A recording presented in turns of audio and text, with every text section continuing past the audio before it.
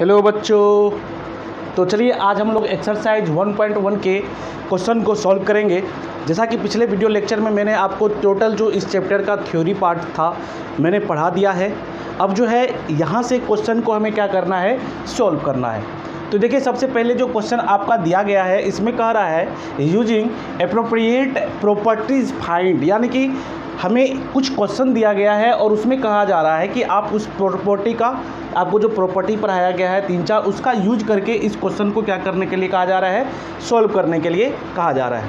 ठीक है, तो चलते हैं और देखते हैं सॉल्व करके किस प्रकार से ये हमारा सॉल्व होगा।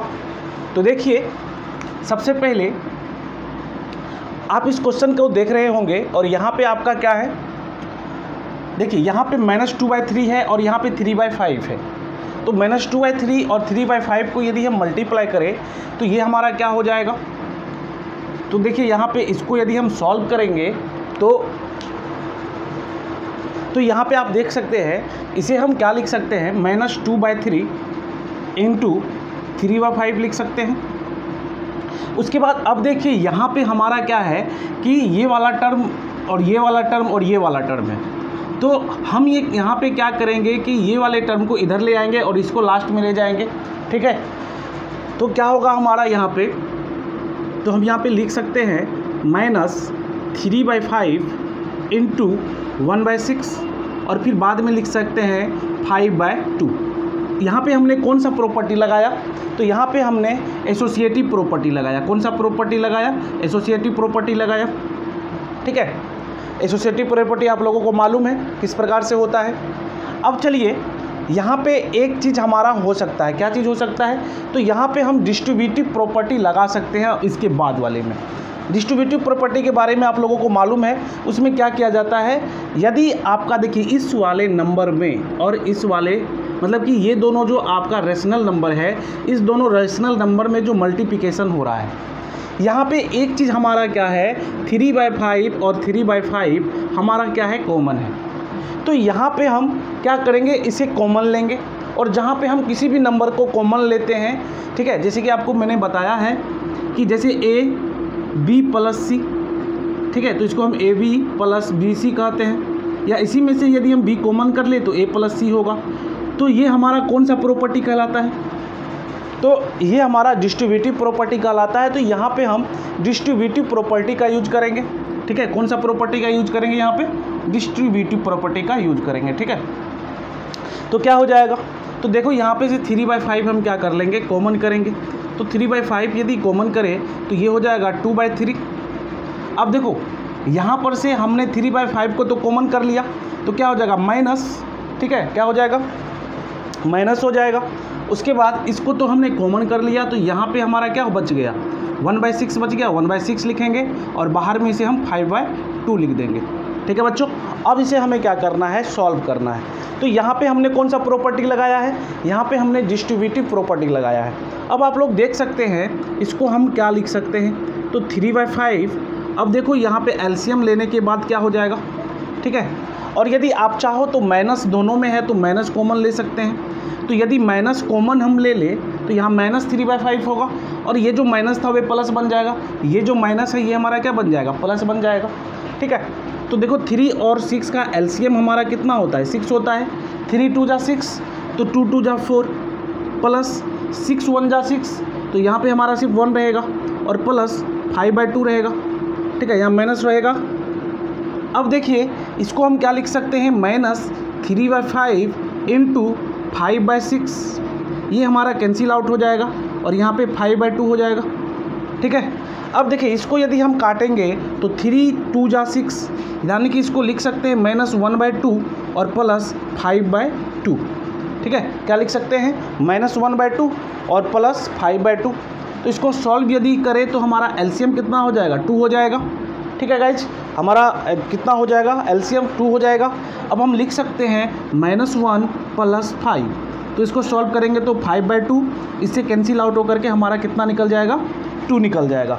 तो इस क्वेश्चन का फाइनली जो आंसर होगा कितना होगा, 2 होगा। चलिए तो जल्दी से नोट कीजिए, क्वेश्चन नंबर 2 देखते हैं। अब चलिए क्वेश्चन नंबर 2 देखते हैं। क्वेश्चन नंबर 2 हमारा क्या है, तो आप क्वेश्चन नंबर 2 यहाँ पे देख सकते हैं। तो यहाँ पे देखिए इसको क्या करेंगे, हम एक अच्छे तरीके से लिखेंगे तो क्या होगा, यहाँ पे 2/5 है, 3/-7 है, -1/6 है, 3/2 है, प्लस 1/14 है, और कितना है हमारा 2/5 है। तो आप देख सकते हैं कि यहाँ पे हमारा 2/5 है और इसमें भी हमारा क्या है 2/5 है। तो हम क्या करेंगे, इस 2/5 को कॉमन लेने के लिए इस वाले को इधर साइड लेंगे, यानी कि यहाँ पे हम एसोसिएटिव प्रॉपर्टी लगाएंगे। ठीक है, एसोसिएटिव प्रॉपर्टी लगाएंगे। एसोसिएटिव प्रॉपर्टी में यानी कि यहाँ पे हम लिखेंगे 2/5 × 3/-7। ठीक है, अब देखिए इस वाले पार्ट को हम यदि इधर ले आए तो प्लस 1/14 × 2/5, और इस वाले पार्ट को हम क्या करेंगे उस साइड ले जाएंगे तो क्या हो जाएगा हमारा 1/6 × 3/2।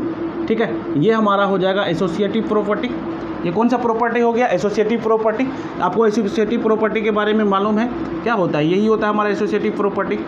ठीक है, तो इस प्रॉपर्टी को हमने यूज किया। अब देखो यहाँ पर से हम क्या करेंगे कि इस दोनों में डिस्ट्रीब्यूटिव प्रॉपर्टी लगाएंगे। तो डिस्ट्रीब्यूटिव प्रॉपर्टी लगाने के बाद हमारा क्या होगा कि ये 2/5 इसमें भी है और 2/5 इसमें भी है, तो 2/5 दोनों में है, तो 2/5 हमारा क्या हो जाएगा, कॉमन हो जाएगा। तो हम क्या लिखेंगे, तो -3/7 लिखेंगे। उसके बाद क्या लिखेंगे, तो देखो यहाँ पे हमारा प्लस का साइन है तो प्लस देंगे, और 2/5 हमने क्या किया है, कॉमन लिया है, तो यहाँ पे हम 1/14 लिखेंगे, और माइनस इसको चलो सॉल्व करके लिख देते हैं। तो 3, ये देखो 3 2 6, यानी कि कितना हो जाएगा हमारा 1/4 हो जाएगा। कितना हो जाएगा 1/4 हो जाएगा। तो यहाँ पे हमने कौन सा प्रॉपर्टी लगाया है, तो हमने डिस्ट्रीब्यूटिव प्रॉपर्टी लगाया है। ठीक है, इसके बारे में पढ़ाया मैंने, डिस्ट्रीब्यूटिव प्रॉपर्टी लगाया। अब देखो बच्चों यहाँ पे इसको हम करेंगे सॉल्व, तो 2/5, अब इस दोनों का यदि हम एलसीएम ले तो कितना हो जाएगा 14 हो जाएगा। ठीक है, अब देखो 7 2 14, तो -6 + 1 -1/4 होगा हमारा। ठीक है, अब चलो इसको सॉल्व करते हैं तो क्या हो जाएगा 2/5 × अब देखिए -6 + 1 कितना हो जाएगा -5 बटे में कितना हो जाएगा 14 -1/4 हो जाएगा। ठीक है, कितना हो जाएगा -1/4। अब देखिए 5 से 5 हमारा क्या हो जाएगा, कैंसिल हो जाएगा, और 2 से कितने मर्ते में कैंसिल, 7 मर्ते में, तो हम लिख सकते हैं -1/7 और -1/4। ठीक है, -1/7 और -1/4। अब इसको सॉल्व करेंगे तो 28 हो जाएगा हमारा नीचे में। अब देखिए -4 -7 तो हो जाएगा -11/28। चलिए बताइए जल्दी से करके देखिए इसे। तो इस प्रकार से आपका क्वेश्चन नंबर पहला का दूसरा भी हो चुका है। एसोसिएटिव प्रॉपर्टी और डिस्ट्रीब्यूटिव प्रॉपर्टी को लगा करके हमने आंसर को निकाला है। ठीक है, चलिए अब क्वेश्चन नंबर 2 को देखते हैं। क्वेश्चन नंबर 2 को सॉल्व करने की कोशिश करते हैं।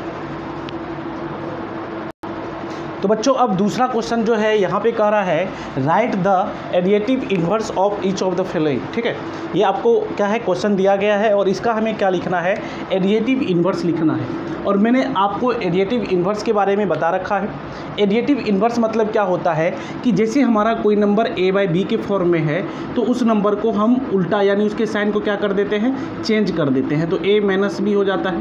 ठीक है, और इस दोनों का जो समेसन होता है, एडिशन होता है, ये हमारा कितना हो जाता है 0 के बराबर हो जाता है। तो यहीं पे यहाँ पे हमें वही काम करना है। तो 2/8 का क्या हो जाएगा हमारा एडिटिव इन्वर्स, तो 2/8 का एडिटिव इन्वर्स क्या हो जाएगा -2/8। ठीक है, इसके साइन को हमें क्या कर देना है, चेंज कर देना है। अब देखिए यहाँ पे -5/9 है, तो -5/9 है तो पहले से माइनस है, तो साइन हमारा चेंज होने के बाद कितना हो जाएगा +5/9 हो जाएगा। यहाँ पे देखिए माइनस माइनस क्या हो जाएगा, कैंसिल आउट, तो एक स्टेप आगे कर देते हैं इसे, -6/-5, तो माइनस माइनस कैंसिल हो जाएगा तो कितना हो जाएगा 6/5। तो इसका यदि इन्वर्स एडिटिव हम निकालेंगे, एडिटिव इन्वर्स निकालेंगे तो कितना हो जाएगा -6/5। चलिए यहाँ पे समझने की कोशिश कीजिएगा। देखिए यहाँ पे 2/-9 है, तो 2/-9 है तो इसको हम -2/9 भी लिख सकते हैं। तो इसका इन्वर्स एडिटिव कितना हो जाएगा, एडिटिव इन्वर्स कितना हो जाएगा, तो ये हो जाएगा हमारा 2/9। ठीक है, लास्ट आपका है 19/-6 तो 19/-6 को हम -19/6 लिख सकते हैं, और इसके साइन को यदि चेंज करेंगे तो हमारा कितना हो जाएगा, ये प्लस में हो जाएगा। कितना होगा, 19/6। ठीक है, तो इस प्रकार से आप एडिटिव इन्वर्स को लिख सकते हैं। बस हमें कुछ नहीं करना है, उसके साइन को चेंज कर देना है। ठीक है, मैंने बताया था 2 इन्वर्स के बारे में बताया था, और बोला था वहाँ पे कि यहाँ पे कोई कन्फ्यूजन नहीं रखना है। ठीक है, एक में हमने बोला था कि साइन चेंज हो जाता है, एक में क्या बोला था कि रेसिप्रोकल हो जाता है। ठीक है, वो मल्टीप्लिकेटिव इन्वर्स में होता है। ठीक है ना, तो चलिए क्वेश्चन नंबर 3 को देखते हैं। चलिए क्वेश्चन नंबर 3 आपका दिया गया है, और क्वेश्चन नंबर 3 में हमें प्रूव करने के लिए कह रहा है, वेरीफाई करने के लिए कह रहा है कि -x जो है आपका x के बराबर होगा। ठीक है, और इसमें हमें क्या करना है, इसके वैल्यू को रखना है। ठीक है, इसके वैल्यू को क्या करना है, रखना है। तो सबसे पहले इसको हम वेरीफाई करेंगे, उससे पहले थोड़ा सा हमें क्वेश्चन देख लेना है। ठीक है, शायद क्वेश्चन एक रॉन्ग है, तो क्वेश्चन जो है यहाँ पे भी माइनस होगा हमारा। ठीक है, यहाँ भी क्या होगा, माइनस होगा। चलिए इसको सॉल्व करते हैं। तो क्या कहा जा रहा है कि -x = x के बराबर होगा। ठीक है, तो देखो LHS में हम क्या करेंगे, इस वैल्यू को रखेंगे, तो क्या हो जाएगा, हमारा माइनस है, और यहाँ पे माइनस का चिन्ह ऑलरेडी पहले से दिया गया है, तो माइनस को रखेंगे, और 11/15 रखेंगे। ठीक है, तो क्या होगा हमारा, ये इधर x का वैल्यू यदि हम रखें तो 11/15 हमारा होगा।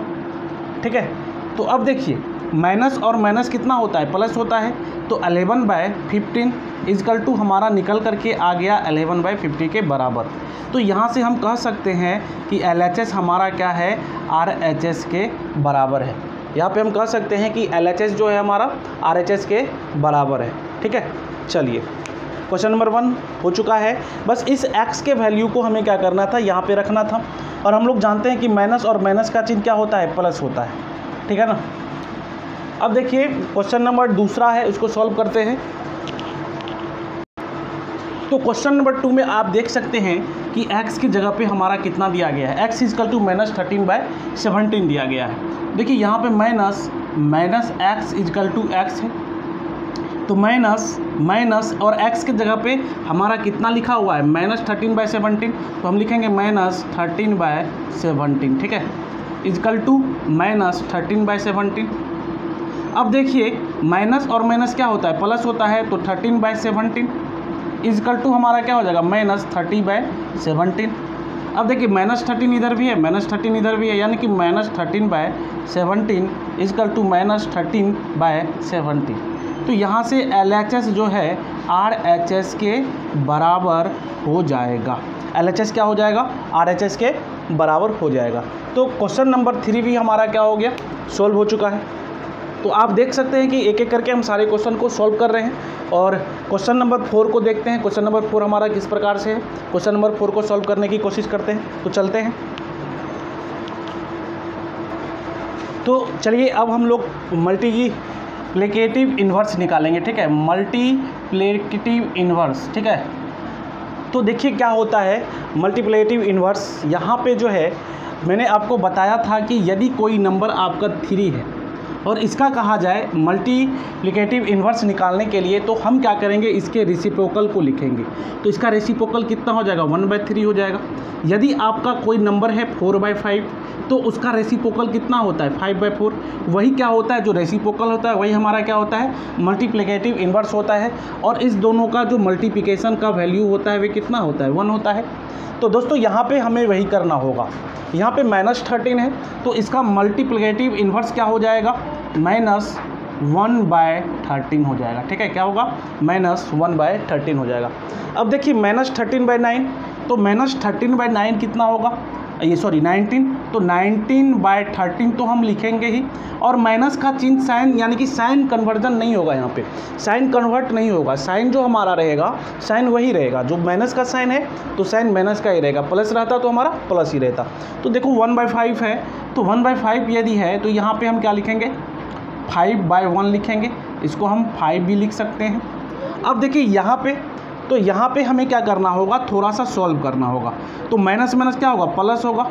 ठीक है, और 56 होगा, ये हमारा हो जाएगा। इसको सॉल्व करेंगे तो तो माइनस माइनस प्लस और 5 3 जा 15 और 8 7 जा 56 और इसका अब हम मल्टीप्लिकेटिव इन्वर्स निकालेंगे तो ये हो जाएगा 56/15 56/15।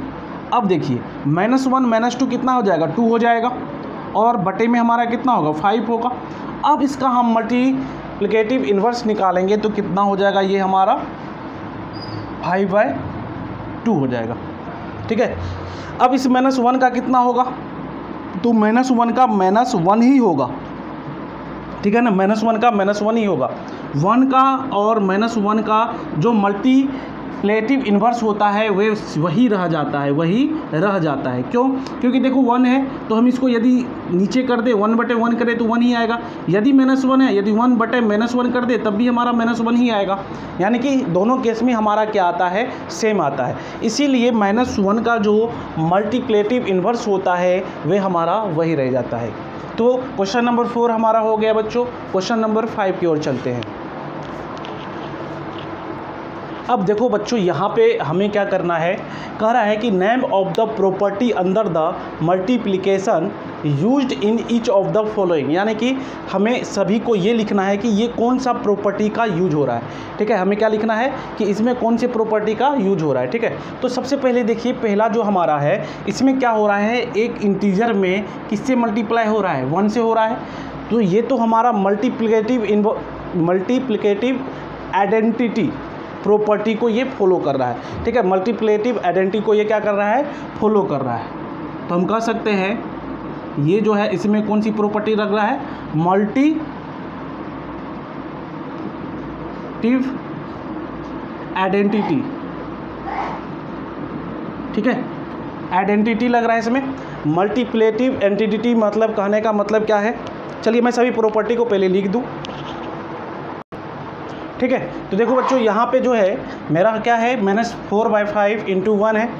तो यदि किसी नंबर में किसी इंटीजर में यदि हम 1 से मल्टीप्लाई करते हैं तो वे हमारा कौन सा प्रॉपर्टी हो जाता है, वे हमारा होता है मल्टीप्लिकेटिव आइडेंटिटी। ठीक है, दूसरा मैंने कम्यूटेटिव प्रॉपर्टी के बारे में बता रखा है आपको। यदि a/b × c/d = c/d × a/b होगा तो वे हमारा कौन सा प्रॉपर्टी होता है, तो कम्यूटेटिव प्रॉपर्टी होता है। तो यहाँ पे देखिए उसी प्रकार से -13/17 × -2/7, तो यहाँ पे क्या है -2/7 × -13/17, तो ये हमारा कौन सा प्रॉपर्टी हो जाएगा, ये हमारा हो जाएगा कम्यूटेटिव प्रॉपर्टी।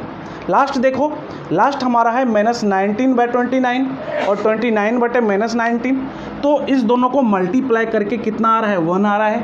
और मैंने बता रखा है आप लोगों को यदि कोई भी नंबर हो, ठीक है, और उसके रेसिप्रोकल को उसके साथ मल्टीप्लाई करते हैं तो हमारा कितना आता है 1 आता है, और वे जो 1 आता है उसको हम क्या कहते हैं मल्टीप्लिकेटिव इन्वर्स प्रॉपर्टी कहते हैं। अभी जस्ट मैंने बताया था इसे क्या कहते हैं मल्टीप्लिकेटिव इन्वर्स प्रॉपर्टी कहते हैं। तो इसमें कौन सा प्रॉपर्टी लग रहा है, तो मल्टीप्लिकेटिव इन्वर्स प्रॉपर्टी लग रहा है। ठीक है, तो ये हमारा क्वेश्चन नंबर 5 हो गया।